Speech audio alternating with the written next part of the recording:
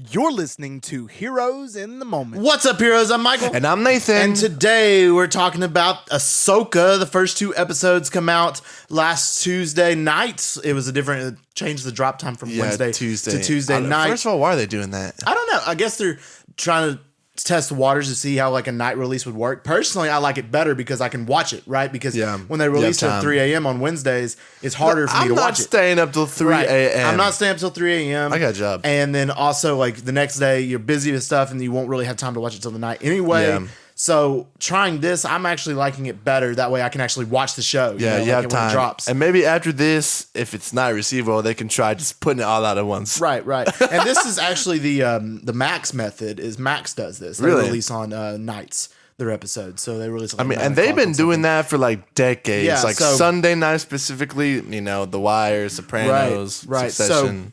Game of Thrones. Test the waters there, see how it works tonight. And personally, I am liking it better so far. So we'll see how it continues. But just Ahsoka in general so far, we got the first two episodes, and my, must I say, it's so good. I don't think it is. Really? It seems kind of like Treasure Planet. It seems like a cheap kind of ripoff. Really? Yeah. I completely disagree. And this is coming from somebody who is a Rebels fan.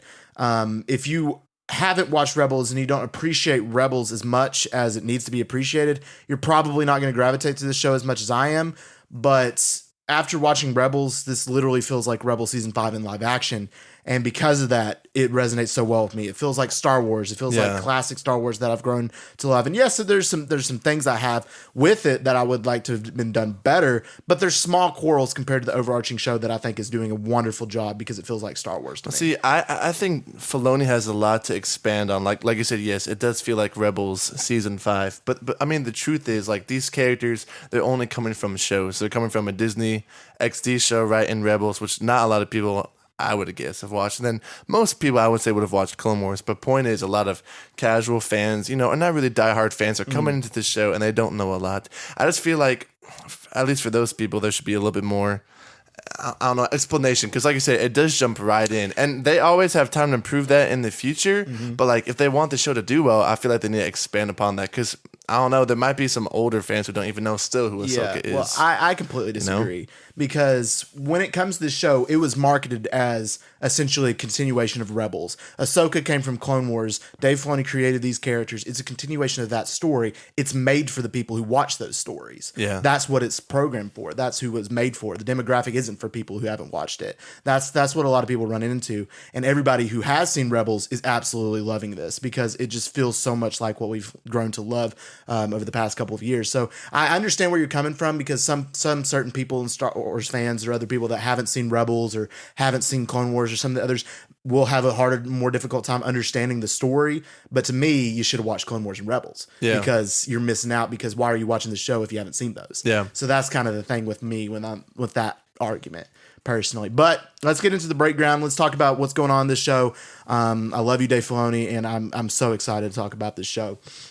So it starts out with an epic intro, I must say, with the red words and stuff. I love that. It's bringing in the classic Star Wars. Your words and coming down and talking about the story and setting the tone. Love that. Mm-hmm. And then we see a new characters, Baylan Skoll, played by Ray Stevens, rest in peace. Yeah. Unfortunately, passed before the show came out, but he did film all his scenes. And then his apprentice, Shin Hati, coming into this ship in this area and whatever to get out Morgan.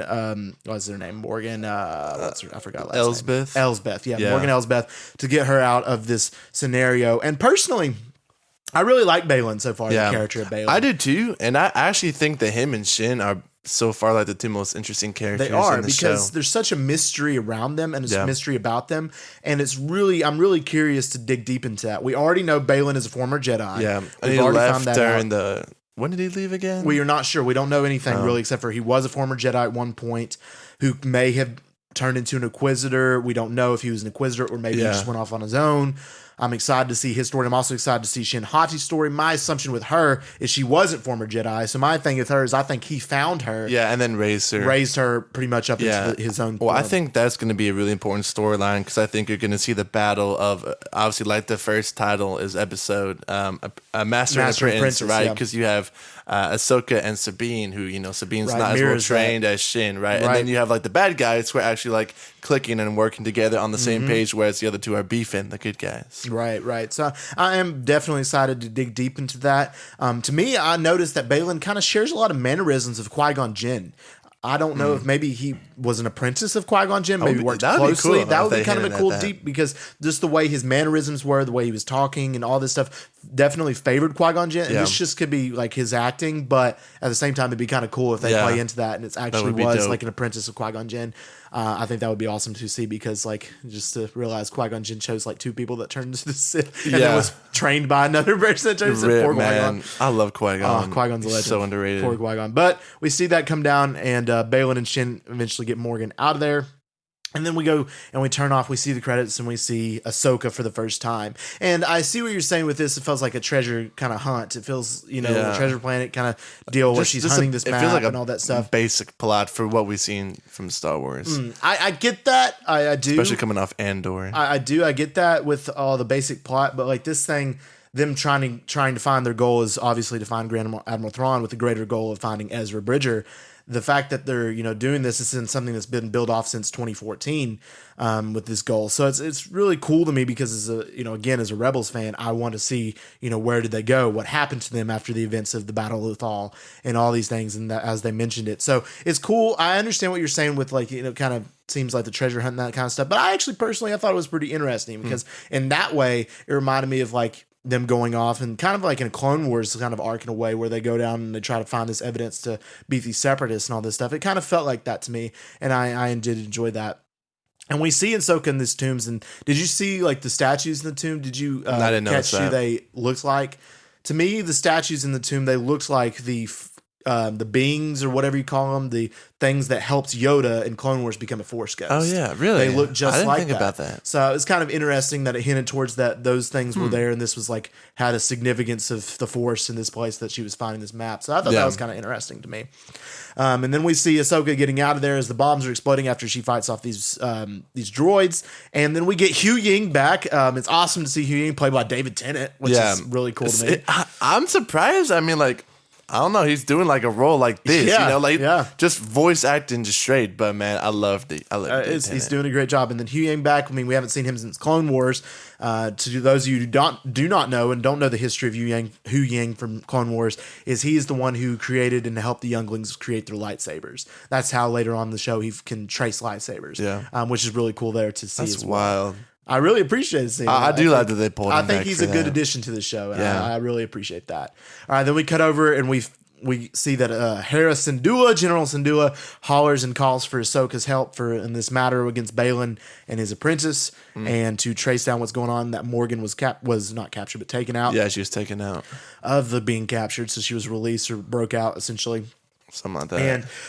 And this is one part of the show that I'm not as happy about. Is I feel like the actors nothing against Mary Elizabeth Winstead. You're incredible in a lot of things, but she doesn't really feel like Hera to me, as I know Hera from Rebels. She doesn't look like her. She does. That makeup is terrible. Really? Yeah, it's terrible, man. The look of her. I think it doesn't look bad that way. I think it's pretty bad. I don't think it looks bad, but I think she looks like that. But I don't think she fits really what Hera was in the show. She doesn't feel like Hera necessarily. And I know it's kind of hard to do that with live action as compared to animated, unless you are using the same voice actors, which I'm glad like they did with Lars Mikkelsen, bringing him back and things like that.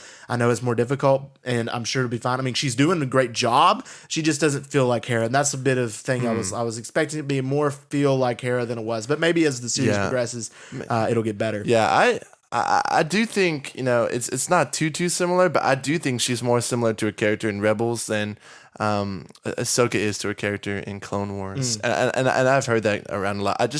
Rosario Dawson, she's a great actress, and she's just full of life, but she's just so like straight face, just monotone through like these first 2 episodes. And like, I assume, they'll dive more into her past and then maybe open her up, but she just doesn't like feel like it right now. And I get that too. She doesn't necessarily feel like the traditional Ahsoka from Clone Wars. Then again, we also have to factor in though the original Ahsoka from Clone Wars was a teenager. Yeah. Now she's in her 40s. She's a lot older. But I still would like to see some of that touch and tone. I feel like she has the look down and that kind of wisdom she does have. Yeah. But she needs to get a little bit more perky. Yeah, maybe, just a tiny bit, just some personality in there. That'd be nice. And that could all come from the fact that what happened with her and Vader and her realization of him being Anakin, and that just just absolutely destroying her Yeah. and her personality. So that they could go into that and kind of explain why she's more like this than she was before.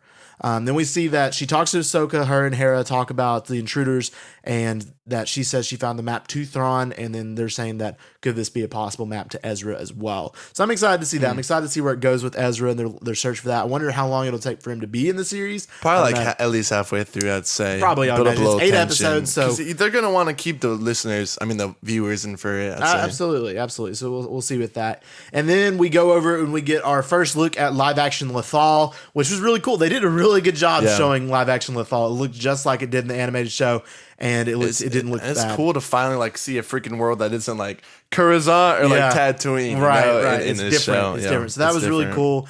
And then also on Lothal, we see the painted mural from Rebels with all the traditional Rebel characters in their animated forms, but it's obviously a painting, so they can use that to explain. So that's really cool. That is cool. I enjoyed that. And then we get some other familiar Rebels faces, characters that are there, being Ryder Zadi, who was a big character in Star Wars Rebels. He was one of the leaders and generals of Lothal.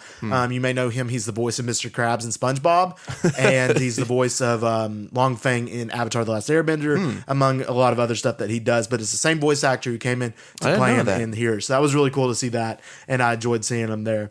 And then we get our first live action look at Sabine Wren, who does actually really feel like Sabine. She does. She looks like it, and she feels does. like it. So I and really think appreciate that. Her and then Balin and Shin, like they got good stories going from right now. They do. And I really like what they're doing with Sabine's character here, how she didn't want to speak in front of Lothal. I mean, that's just Sabine. She obviously wouldn't. Yeah. And her staying where Ezra's home, right? She's staying Ezra's tower. That's where he lived. That's really cool to see that she's staying there. She's keeping it safe, hoping that he would return one day. And she's still super severely missing Ezra, as you can tell. I mean, she's grown her hair out. Yeah. She's playing his video message. She's going all emo. She is, and she's just super sad that he's gone. And I really do like the live action version of Ezra. Definitely does feel like Ezra as we see. I mean, I know we just saw the voice message, but his mannerisms and the sound of him sounded just like Ezra from the show. So I really appreciated that as well, and I can't wait to see him in his full force and not just in the video message. And so we get Sabine there, and we get that, and then Hera talking to Ahsoka about how you need Sabine. So that's kind of what they're doing there, and kind of going there. So I'm really liking that plot so far, and then going into expanding what happened between Sabine and Ahsoka as well. Yeah, like why they beefing, right? Why the sudden rift, right? And I think it was interesting because we find out, like, Ahsoka was full on training Sabine to be essentially a Jedi. That we find out that she is indeed force sensitive in a way. At least she's not really that force sensitive. She's not very force sensitive, but she has it. That's the thing. Yeah. She's very much. She wasn't built like Ezra. So though. Ahsoka could see the potential. That was the thing. That's why she was training her. And Sabine already had formal lightsaber training with Kanan and Jarrus before in Rebels. So it's really cool to see that here in Ahsoka. They had a kind of falling out, something going on there. So I dive deep into that. And then we go back over to our, I want to say Inquisitors, but I don't know what to, call them as a group. I guess just Balin and Shin. The bad guys, I guess. And they're meeting with Morgan Elsbeth. And we find out that Morgan is a former Night Sister from Dathomir. I like that. And that whole world they had going on, dude, was cool, man. I was really digging that. But yeah, dude, the Night Sister plot was one of my favorites in Clone Wars. There were some good episodes, and the fact that they made her one, I think, is really cool because is this the first Night Sister we've had in live action? I think so. Yeah, it's like not only is Filoni establishing in season 5 Rebels, but he's pulling back those elements, with David Tennant's character and the Night Sisters. It's like okay. It's really cool to see that. So I'm really excited to see how that goes. And we already saw some of her green power in episode 2, so it's cool to see that and how she connected with maybe Mother Talisman show up as like a I don't know. I know she's supposed to be dead, but it'd be kind of cool. Who knows? It's Star Wars. All right, then we get Sabine, who is off with Ahsoka. They're mad at each other. She goes off, solves the map puzzle and all these things, but is confronted there at the end by Shin Hati. And we get actually, this is really interesting. I saw this and I was like, really? I never even knew that this was the first live action lightsaber fight between 2 female characters. Really? In live action. I mean, it's happened in animation. Yeah. But in live action, this is the first live action lightsaber fight between 2 females. I did not know that. I didn't either. Nor I thought did that I was think about really fun fact there. So that was really good. And I think the lightsaber fight was really good. But this also brings me to a con I did have is the fact that nobody's dying from lightsaber stabs anymore. I know. Like I thought this was so. It was just plot armor. She gets stabbed straight through the abdomen. It's like, you know what? right She there all right. She just got to go to the hospital real quick. right. Brother. Yeah, I know. It's Come on. It's one of those things. It's like that they did it in Obi-Wan with Reva and also the Grand Inquisitor, and it's like Qui-Gon, man. Like I know. poor Qui-Gon just dies. I know. Well, I mean, and that's how it should be. Like, I like that they had this lightsaber fight in there, but it didn't have to end like that. It just could have ended in a draw or something like that. To me, they could have, like, if they wanted to show something like really severe that happened, they could have cut off her hand. Yeah. They could have, which obviously like, in Star Wars they could replace It cheapens the rest of the show I when you agree. establish that these villains are powerful, but then they can't even kill the hero. It's like, what? I mean, I get the like what they're saying and stuff with the lightsaber stabs. I mean, technically, if you're using like scientific or whatever, it would whatever you call it, cauterize the rune, and it's going straight through your stomach, right? man. It's going straight through. I mean, you'd have to punch or something, and obviously, Star Wars technology is far more advanced.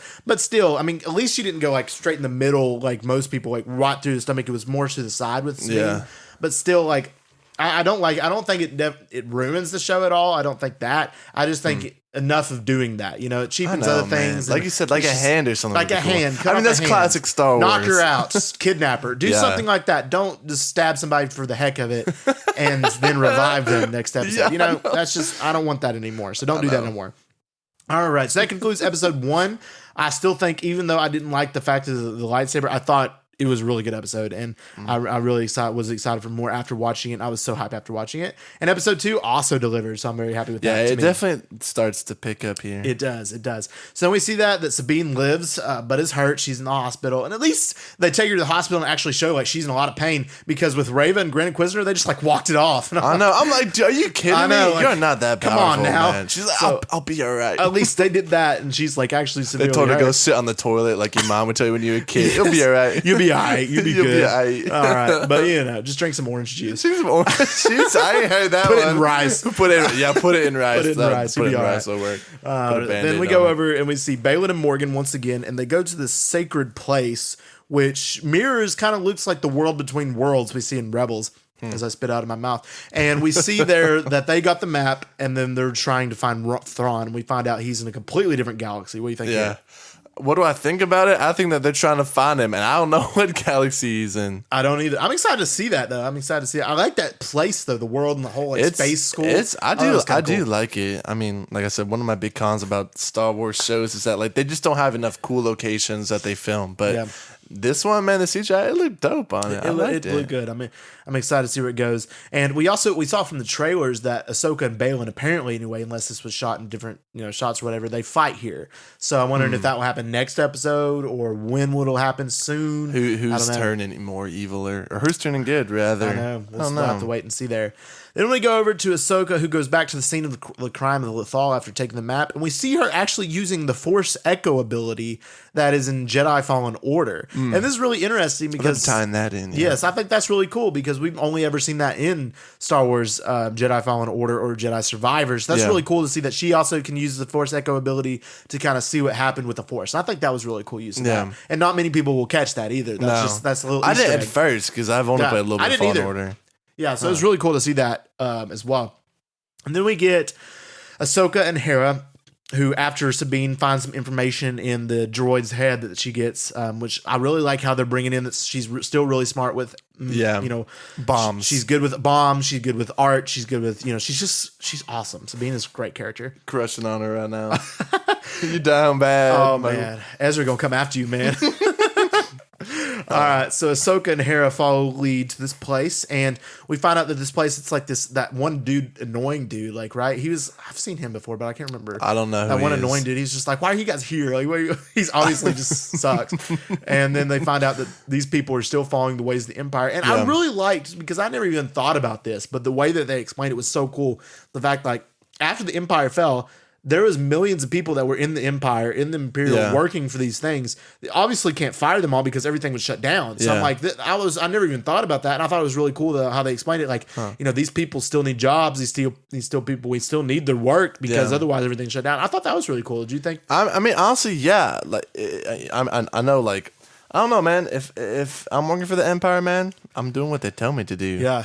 I know initially they meant to represent like the government when Lucas created it. But yeah, I thought it was a cool explanation. Like you said, I hadn't really given it much thought. I never really thought about that, but it's cool how they explained it and where these Imperial people had to go. But we still realize, though, even though like they're working and saying, okay, that they have to work because of this or whatever, there's still people loyal to the Empire trying to do things. And essentially they're working for Morgan and these people and Thrawn, trying to get Thrawn back and stuff. So we see that. That was really cool.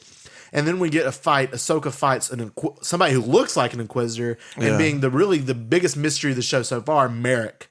Who do we think Merrick is? I don't know. Do we think he's somebody important, or do we think he's just a random Inquisitor? I think just random. You think he's just random? I don't know, man. I feel like there's just so much mystery around that. I've seen so many theories. Some people think he's the 8th brother from Rebels because he just fell off a cliff and nobody saw the body, nobody saw anything.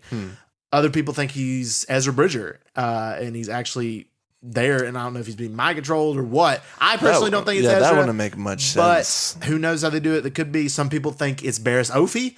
Because what happened to her after Order 66? You know, did she become an Inquisitor? Did this happen? So, and then plus Ahsoka and her having a history. Knowing Dave Filoni, I mean, their lightsaber, if they were in Clone Wars, their lightsaber, technique would look probably exactly the same. So I probably have to rewatch that scene and see if there's any similarities. Yeah, so we'll have to see. And then, but also in the credits for Ahsoka in this episode was Sam Witwer. Is that right? Sam Witwer, yeah. Who is the voice of Darth Maul, but also he played Starkiller, right? In the Force Awakens. He's fire. Not Force Awakens, but the Force, the games and stuff. So a lot of people are thinking that he was the one in Force Unleashed. Thank you. And he was the one in the suit. So who knows? We don't know. There's a lot of mystery here. So is he Starkiller? Are they making him canon? If he's canon, bro, he is way OP. More powerful. He's so OP. Yeah, he's like Vader and then him. Yeah, there's nothing else in between. Yeah, he's absolutely. wild. So it'd be interesting to see. I don't know. I'm personally kind of leaning towards Barriss Offee personally, or him being the 8th brother, but I don't know. I think it'd be cool to have a big reveal, or it could be just that would be nobody. cool. So but it might be too early too at the same time. Oh, it's way too early. I think they're gonna wait. They're gonna wait a little bit. I just think it was cool. The lightsaber fight was cool. Yeah. But also when he was calling back the thing and she just moved barely. I was like, oh, that was sick. And she looks great, man, in her fights. Like you can tell Dawson put in a lot of work for this. I just wish they planned visually her fights better, because she has white lightsabers and her fights are taking place in the sky. It's like I can't see that. It's harder to see. Can't see that jump. Right. Got to do like it Luke Skywalker. Green, episode 6 kind of vibe, because you couldn't see the blue. Yeah. All right. Then aside from their fight, we get Hera and Chopper, the legendary droid Chopper in the Phantom. Dude, he's the murderous murderer ever. Yeah, he's a murderous He's murderer. So funny. I love Chopper. And then they're going after the ship, and then Hera and Chopper having this hilarious interaction. He's like, why don't we just shoot it down? Essentially, in his droid voice, and she's like, we can't. It'll land on the city. And Chopper's saying, "Is that bad?" It's just hilarious to me. Their interaction was really funny, and it didn't feel forced in any way. Because it was it's actually Chopper. funny. Chopper's a legend. Chopper is the go, man. I mean, I'm so excited that Chopper's finally getting the appreciation he deserves. Yeah, Chopper's a legend, and I'm not even joking on that one. But yeah, we get that, and then we find out that the goal of this is that they're building this what's called the Eye of Zion. Yeah. And they're going to try and release Thrawn from this faraway galaxy using this some type of way. So that's really interesting. They're building this machine kind of thing ordeal. Eye of Zion. Very much Star Wars oriented there. Yeah. I don't know. It's just rescue him. I feel like they're going to way too deep with the first the star map and now the Eye of Zion. It's like, right. What? Well, I mean, to be fair, it's a completely different galaxy. So how are they going to get there? I mean, wouldn't they just use their light speed or whatever? I think it's definitely a lot more than that, because in Rebels, I don't understand how travel in Rebels, works. when there's a different galaxy, they have to go through this whole I don't know, it's like a cloud of gas kind of ordeal, because it's and you can't get through it for hyperspace. It's kind of a really difficult thing to do. So the fact that they're doing this, it makes sense to me. So then we see Sabine mirroring actually in Rebels how Kanan Jarrus cut his hair in the last season and doing the exact same thing with hers. And I thought that was really cool as well, because, Kanan was her first mentor, and now Ahsoka, and she's actually finally time. And then we actually get the last scene in Star Wars Rebels season 4 as right here in the last scene, episode 2. So I thought that was really cool. Yeah. The fact that they're in the mindset, we have to go after Ezra. We have to rescue him. He's alive. Got to be. Yeah. And we're going to do it. And then the final scene raises a lot of questions for me, and I'll see what it does for you. Balin's talking about, and then Morgan's asking, what do you see, Balin, right? And he's like, well, Ahsoka's gonna find out, and I don't want to kill her. Like he's really adamant about like we got to protect the people. You know, there's not many Force users left. We got to protect them and all this stuff. So I'm wondering, but he seemed very like familial with her. So I wonder what's the connection there? Was he a friend of Anakin Skywalker? Was he? Yeah. Did he know Ahsoka? But Ahsoka doesn't seem like she knew him. Yeah. So what's the connection? It's there? probably like you said, he's probably like either one of the mentors, you know, maybe to Anakin, maybe he's a friend of Obi-Wan's. But like you said, I mean that connection is there, and like you said, it just seems like an acquaintance. Like he was aware of her growing up, but like she didn't know him. So Right. I think I don't know. I love his character because he's not like you're just stereotypical like a villain. Like he actually cares. He cares about the Force. He cares about her, but obviously you know he has his priorities, and I think it's really cool. But I wouldn't be surprised if they went into that like the next episode. I agree, and I also wouldn't be surprised if his character got killed off pretty quickly too. I wouldn't be shocked if like Shin killed him. Shin will probably kill him because honestly, I could see Balin kind of turning and then siding with Ahsoka on this issue. Right. And then making Shin and then what's her face Morgan like the main because bad even characters. though right now they're making them seem like they're Sith, I don't believe they're Sith. I don't believe Balin is anyway. Yeah. I just believe he's not neither Sith nor he's Jedi. So he's kind of like he's not like Ahsoka who's a gray Jedi. He's more lenient to dark side stuff uses, but he's still not either. So I'm really curious to see how that goes out. And I could, like you said, I could definitely see Shen killing Balin. I'm trying to. Yeah, they're gonna do that 100%. So we'll just have to wait and see what happens. But Shin, I mean, she's probably had like 2 lines too. She hasn't had like any lines yet. I know. So Obviously, she's gonna get a lot more screen time coming up, especially if she kills Balin. I'm sure. So we'll have to wait and see with that. All right, guys, if you enjoyed this episode, let us know by giving us a review and a download. Our podcast, Here's in the Moment, is available on all major podcast platforms, so check it out. If you want to stay up to date with all of our social, check out our Instagram at Heroes in the Moment. And we just want to thank y'all for listening. And as always, we love you 3000.